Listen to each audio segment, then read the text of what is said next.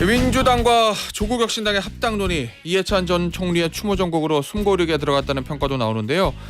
추모 주간이 끝나면 어떻게 논의를 이어가게 될까요? 더불어민주당 한준호 의원과 이야기 나눠보겠습니다. 의원님 안녕하세요. 네, 안녕하세요. 일단 의원님, 지금 저 정부 입장에서 발등에 불이 떨어졌는데 이 트럼프 대통령 때문에 네. 이 관세요. 네. 어제는 25% 인상한다고 그러다가 오늘은 또 한국과 함께 해결하겠다. 네.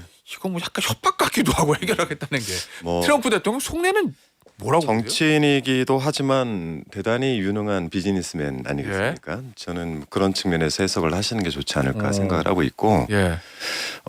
지금 저희가 지금까지 이제 뭐 그 원만하게 잘 그 운영을 해왔는데 어제 이제 SNS에 메시지가 올라오면서 뭐 이제 표현하신 것처럼 발등에 불이 떨어졌다 이렇게 말씀을 하시긴 했는데, 예. 저는 이건 이제 그 1월 27일에 김태호 기재위 간사도 이야기를 했지만 이 특별법 대미 투자특별법을 저희가 심사를 본격화하면서 예. 이런 뭐 우려들은 좀 가라앉지 않을까 생각을 하고 있습니다. 아니 근데 앞서 서지영 의원 인터뷰 좀 들으셨겠지만 네. 아니 우리가 비준하자고 할 때 비준하지 비준 안 하고 뭐 네. 이러던 이게 뭐냐 막 약간 비판적이에요. 야당은 비준을 계속 요구했었잖아요. 그 비준을 요구하는 저는 기준을 잘 모르겠어요. 예. 이 비준을 하기 위해서는 기본적으로 국제법상으로 권리와 의무 이런 예. 것들을 창설을 의도를 해야만 음. 이 비준의 대상이 되는 것인데 예. 우리 헌법 60조에도 나와 있고 하지만 그렇기 때문에 이게 일종의 협상을 떨어뜨릴 가능성이 있으니 예. 미국과 일본도 그렇지만 다 MOU 체결을 하지 않습니까? 미국도 비준하지 않았고 일본도 비준하지 않았습니다. 예. 지금 이거는 이제 MOU를 체결해 놓은 상태이기 때문에 사실상 비준 대상이 아니죠. 이거를 뭐 비준하자 그러니까 아예 없는 것 자체를 들고 나와서 이걸 해야 된다라고 얘기를 하니까 당혹스러운데 11월에 이미 특별법을 발의를 했을 때 미국의 관보에 게재를 하지 않았습니까? 그리고 SNS 메시지를 잘 읽어보면은 여기서도 얘기하는 거는 입법을 하지 않았다라는 부분에 대해서 트럼프 대통령께서 이 문제를 삼고 있는 것 아니겠어요? 네. 아니 의원님 이 저 특별법 있잖아요. 발의했잖아요. 네네 11월에 발의했고 예, 근데 지금 이제 추가적 발의도 있죠. 예, 저 트럼프 대통령은 늦다라고 이제 시비를 거는 건데. 네네. 근데 오늘 또 언론 보도를 보니까 발의는 여당에서 했는데 네. 그동안 심의 한번 제대로 안 했다. 네네. 왜 이렇게 늦게 처리하냐. 이런 좀 지적들이 있거든요. 빨리빨리 네. 그냥 하지. 왜냐하면 여당이 수가 많으니까 야당이 반대해도 하면 할 수 있는 건데. 뭐 어쨌든 국회의 입법 절차라는 거는 예. 단계를 너무 잘 아시겠지만 예. 소위에서도 논의를 해야 되고 그리고 전체 회의에 올려서 다시 논의를 해야 되는데 지금 이 논의 자체가 아예 없었다라고 보지는 않고요. 제가 뭐 그 상임위에 있지는 않으니까. 예. 근데 11월에 발의가 되면은 순차적으로 이제 그 항상 법은 예. 선입 선출 방식 아닙니까? 뭐 그렇죠. 발의된 순서대로 논의가 예, 되는 예. 것이니까 예. 뭐 이제 중요성을 가지고 이제 당론 채택을 해서 상대 당 쪽에서 협의를 해주면 조금 속도가 더 빨라지기도 합니다만 예. 저는 이제 기재비 상황 잘 모르겠지만 뭐 그러한 절차 중에 있는 것이고 11월 발의면 지금 현재 1월이니까 예. 사실상 논의 시점 정도가 된 거죠. 네. 네. 알겠습니다. 그 이 얘기 좀 해보죠. 네. 조국혁신당 네. 네. 합당 문제. 의원님은 개인적으로 어떤 의견을 가지고 계세요? 합당하는 것이 맞다 아니면 왜 지금이야? 뭐 여러 가지 의견이 있을 수 있을 것 같은데. 저는 원래 민주 진영의 대통합을 해야 된다라는 주의자입니다. 예. 다만 지금 현재 이 시기, 속도 그리고 방법상 너무 좀 거칠다라는 문제 제기를 하고 있는 것이고 예. 합당이라는 논의를 하기 위해서는 민주적인 절차를 좀 진행을 해야 되는데 예. 이런 절차 정당성을 갖지 않은 상태에서 하는 것 그리고 또 하나는 가장 이해 당사자가 적을 때 하는 겁니다. 그래서 보통 대선 직전에 하죠. 근데 지방선거라는 건 하나니까. 그렇죠. 이해 당사자가 이렇게 가장 많은 시기에 합당을 논의한다는 거는 실리면에서도 그렇고 예.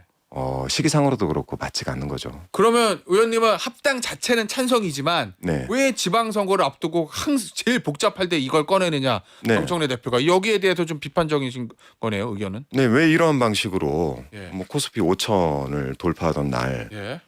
왜 그 시기에 지방선거를 앞두고 예. 이렇게 이해 당사자가 수없이 많은 상태에서 합당을 예. 이렇게 뭐 지도부 논의조차도 없이 이렇게 단순히 본인이 예. 혼자 가서 기자회견을 열고 발표를 하느냐. 예. 저는 이 문제를 이야기하는 겁니다. 정청래 대표가 다른 의도가 혹시 있을 수 있다 이렇게 좀 의심하고 계세요? 저는 그런 의심을 떠나가지고 예. 그런 행위 자체가 그런 의심을 불러온다는 거예요. 아. 그래서 민주적 절차를 거쳐야 된다라는 예. 이야기를 하는 겁니다. 그 112 표제 문제부터 예전에 뭐 명청 갈등 이런 얘기할 때부터 네. 누적돼 왔던 것들이 이번에 터질 수도 있다. 이게 사실 합당을 하려면 예. 상당히 높은 지지율이 나와야 됩니다. 투표를 하더라도. 예. 그런데 지금 시기에 그런 높은 투표, 그러니까 높은 그 찬성률이 나오기가 쉽지 않을 수도 있고. 아, 당원 투표하면요? 그렇죠. 그래요? 통과해야 될 수 있다고 아, 봅니다만 통과는 되는데. 통과는 될 수 있다고 보지만 높은 찬성률을 받아내기가 쉽지 않고 예. 통과가 되고 나서도 많은 논란을 불러일으킬 예. 이 통합을 이런 식으로 진행하는 건 옳지 않다. 예. 특히나 이해 당사자가 이렇게 많은 상태에서 진행을 하게 되면 말씀하신 대로 많은 의혹들을 불러일으킬 수밖에 없죠. 예. 근데 의원님 경기도지사 준비하시잖아요. 네. 맞죠? 네네. 그런데 그 잠시 후에 질문 드릴 건데 네. 만약에 조국혁신당이 후보 출마해가지고 네. 한 5% 6% 이게 가져가면 의원님 입장에서는 그거보다는 그냥 민주당 합당해가지고 그냥 하나로 치르는 게 더 편한 측면도 있으신 거 아니에요? 저는 뭐 그러한 계산은 하지 않는데요. 예. 그런 계산은 하지 않는데 그냥 원칙적인 겁니다. 원칙적인 네. 거다. 이해 당사자가 많은 시기에는 이러한 중요한 논의와 중요한 결정은 잠시 보류를 하고 예. 지방선거 이후에 예. 민주적 절차를 거쳐서 당원과 국민들 설득을 하고 이해를 시킨 다음에 진행을 하는 것이 맞다.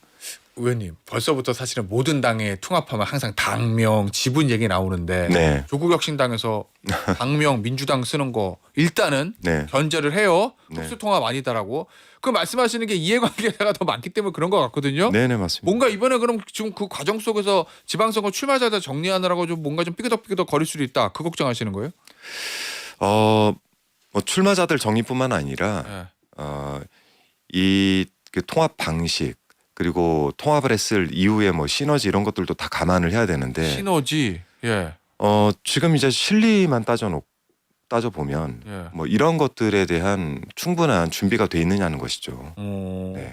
당원들이 지금 말씀하시기에 찬성은 통과는 돼도 찬성률이 높지 않을 수도 있다고 말씀하셨잖아요. 네. 그건 당원들이 어떤 점에 특히 불만을 가지고 있다고 보세요? 통합 자체에 대해서도 좀 지금 여러 뭐 건가요? 이건 제 의견은 아니고 여러 이제 커뮤니티나 예. 그 당원들 저한테 문자가 하루에도 진짜 예. 수백 통씩 오는데 예. 이런 걸 봤을 때는 통합 자체를 반대하는 분들도 계신 것 같고 예. 절차에 대한 문제를 제기하시는 분들도 계신 것 같습니다. 어. 네. 아, 절차에 대한 것도. 네. 의원님 대통령이랑 가까우시잖아요.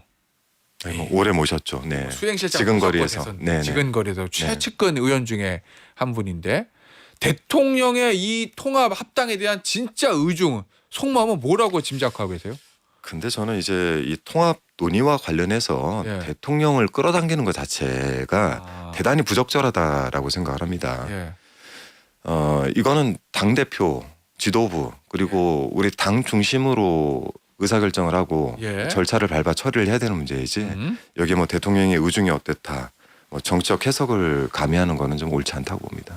그러면 정청래 대표가 이제 뭐 저 청와대랑 의논했는데 이 발언은 부적절하다고 부적절하다. 생각합니다. 네. 예. 아니 이게요, 의원님. 저 이 질문을 드린 이유가 네. 지금 이 타이밍에 두 당이 합당하는 게 대통령의 국정 운영 방향과 좀 맞느냐라는 그런 지적들이 있잖아요. 예를 들면 대통령은 중도 보수까지 진영을 좀 넓혀서 지금 국민의힘을 오른쪽으로 밀어버리고 진영을 넓게 쓰려고 하고 있는데 조국혁신당은 아무래도 본인들이 이제 쇄빙성 얘기한 거 보면 좀 왼쪽에 민주당보다 왼쪽에 있는 당이어서 여기서 조국혁신당에 들어오면 이재명 대통령의 중도 보수로 좀 향하는 이 동진 전략이라고 그래야 되나? 이 국정 운영 방식과 좀 매칭이 되는 거냐? 이런 지적들이 있었어요. 그 부분은 어떠세요? 그래서 이제 말씀드리는 게 예. 이재명 정부는 당대표 시절부터 실용주의를 선택을 맞아요. 하고 그리고 저희가 중도 우파다라고 발표를 하지 않았습니까? 이제 이러한 부분들에 대한 상호 간의 예. 논의가 충분했느냐 예. 이런 부분부터 이야기를 시작해야 되지 않겠습니까? 그런 큰 틀에서조차의 논의도 없었다라는 논의도 좀 부족했다 이런 말씀이시네요. 알겠습니다. 의원님 네. 이거 여쭤볼게요. 경기도지사 네네. 출마선은 언제 하세요? 2월 초순경 설 전에 하려고 준비하고 있습니다. 준비 많이 하셨어요?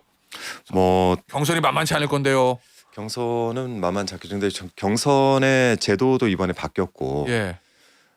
그리고 워낙에 뭐 이제 뭐 현역과 그리고 이제 뭐 그 인지도가 높은 분들과 네. 같이 경선을 치러야 돼서 뭐 만만치 않지만 그래도 한준호가 경기도지사가 된다고 하면은 예. 사실상 이재명 정부 실용주의를 뒷받침하는 시대 교체는 될 것이다. 예. 그리고 이재명 정부하고의 호흡이 상당히 좋을 것이다. 예. 라는 생각을 하고 있고 뭐 지금 이제 경기도에 대한 그 뭐 여러 가지 공부부터 시작해서 뭐 차분히 잘 준비하고 있습니다. 예. 의원님. 네.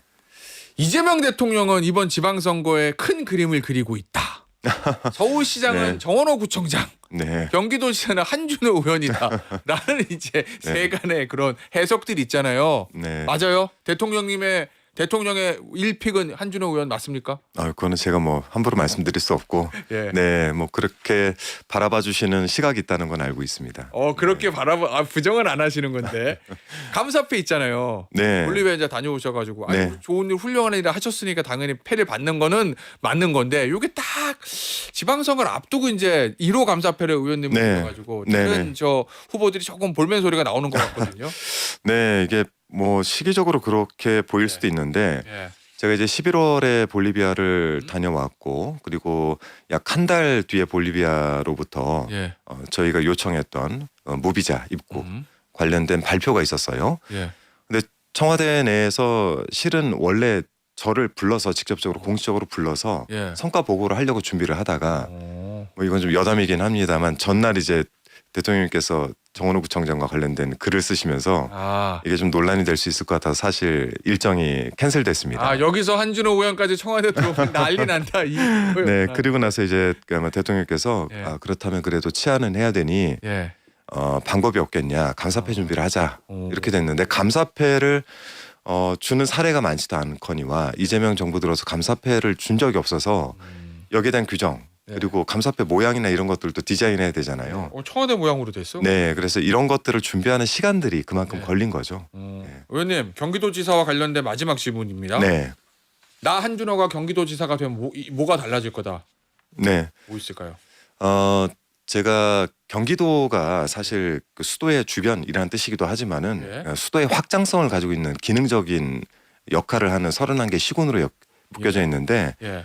근데 상대적 차별이 굉장히 심합니다. 다른 지역에 비해서. 예. 그래서 이 차별들을 이겨내기 위해서는 우선 저는 자립도를 높여야 된다고 생각을 하고 저는 뭐 단순하게 일단 경기도 내 판교 10개 짓기 오. 를 통해서 예. 자립도를 높이고 경기도민이라면 누구나 예. 문화생활을 영위할 수 있는 즉 의식주하고 전혀 상관없이 의식주가 충분히 해결이 되는 도시 내에서 문화생활을 영위하는 도시로 만들겠다라는 계획을 가지고 있습니다. 알겠습니다. 네. 오늘 김건희 여사 1심 선고인데 권성동 의원 선고도 있고 네, 어떤 점을 좀 눈여겨보고 계십니까 의원님? 네 우선 뭐 김건희 씨에 대해서는 굉장히 저도 이제 서울 양평간 고속도로 종점 변경 문제를 3년 이상 파왔기 때문에 많은 부분들의 의혹을 가지고 있고 이 부분들이 사법부가 잘 판단해 주시려고 저는 굳게 믿고 있고요. 예. 이 권성동 의원 사건 같은 경우에는 어쨌든 이게 정교 유착과 관련된 거. 이 부분에 대해서는 제가 볼 때 굉장히 그 헌법이 세운 이 기본 원칙을 깨는 것이라 예. 사법부에서도 이러한 부분에서 접근해서 국민이 납득할 수 있는 그런 결론을 좀 내주시기를 바라고 있습니다. 알겠습니다. 의원님 마지막 질문 될 것 같은데요. 국민의힘에서 저 천막농성하거든요. 네. 그죠 특검법 요구하면서 그리고 네. 이제 영수회담 얘기하는데 네. 대통령은 야 영수회담보다는 일단 여야 대화가 먼저다 여의도에서 먼저 풀어라 네. 뭐 이렇게 얘기를 하긴 했습니다만 네. 의원님 어떻게 보세요?